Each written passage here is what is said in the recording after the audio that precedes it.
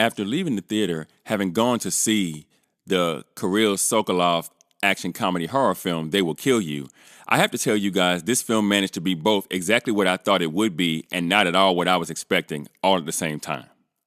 Now, first off, this was yet another movie involving a devil cult coming out just a week after Ready or Not 2, a movie in the same subgenre featuring the same plot device, proving that Hollywood is still very much a copycat industry, but the beats of this film were inferior to the film that beat it to the box office.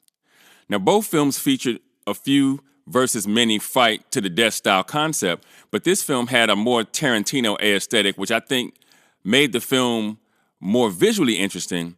I also think the fight choreography in this film was actually superior to what we got in Ready or Not 2. So for the first 20 minutes or so, I would have preferred this film over the other. But the minute I saw that the people in the devil cult that Asia managed to kill, rather skillfully I might add, were immortal, I knew this film would be narrative garbage the rest of the way, because the writers would have to concoct a farcical set of rules in order to make an unwinnable fight winnable in the end, and that's exactly what they did.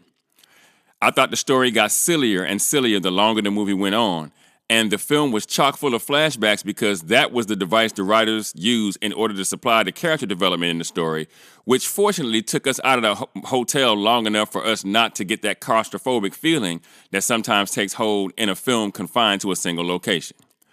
Now, I thought the small writing was actually pretty good, despite the epic failure of the writing at large. And speaking of, the finale was maybe the stupidest thing I've seen so far this year.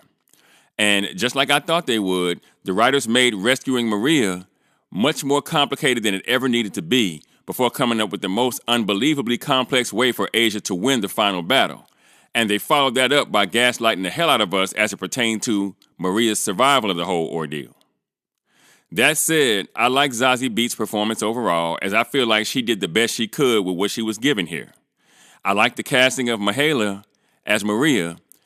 I like the camera work throughout the film, and I actually love the fight choreography, and I even like the blood. But overall, I'd have to give this film a 65%, or 6.5 out of 10 if you're thinking IMDb score, essentially a C- for a letter grade.